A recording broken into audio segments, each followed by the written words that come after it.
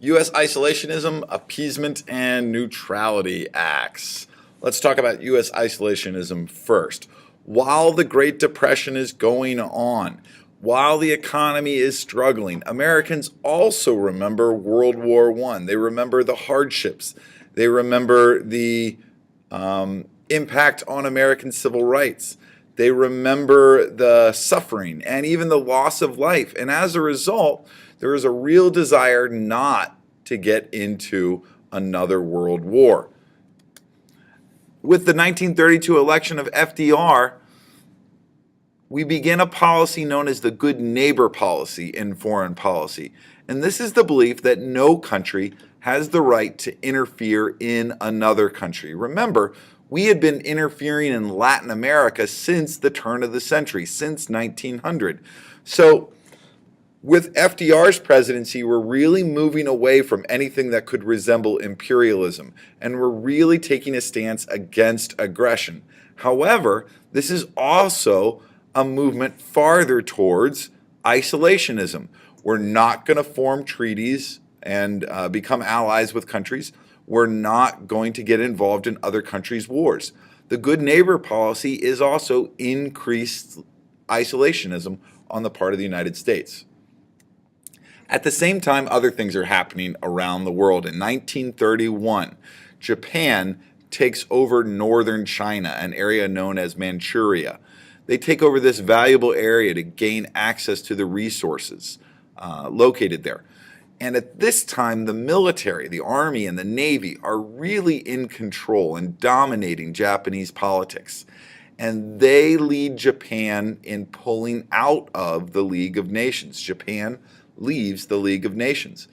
And Japan quickly takes over a lot of other countries and territories in Asia. This is all the land that Japan controls at its height during World War II. They quickly grabbed a lot of this land in the 1930s. Why are they able to do that? Well, it has everything to do with the fact that the League of Nations is very, very weak. They're too weak to do anything about Japan and their aggression in Asia. Soon after that, Germany also pulls out of the League of Nations. Germany starts rebuilding their German military, and Germany starts putting troops on the border of France. All of these things go against the Treaty of Versailles that Germany was forced to sign at the end of World War I. Also, Italy takes over the African nation of Ethiopia, and the League can do nothing about it. The League is too weak. It's written in a way that makes the League weak, and it lacks the strength of the United States because the United States is not a member of the League of Nations. Additionally, Germany and Italy help a dictator in Spain take control and really get rid of democracy in Spain. The League can do nothing about what's going on in Spain, what Italy is doing, what Germany is doing, and what Japan is doing because the League of Nations is too weak.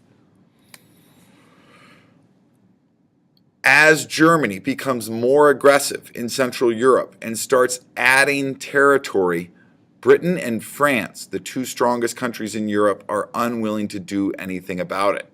Germany adds Austria without any opposition. And then Germany gains the nation of Czechoslovakia with what's known as the Munich Pact. That was an agreement between France and Britain and Germany to give Germany Czechoslovakia as long as Hitler promised not to take anything else. He never intended to stop there.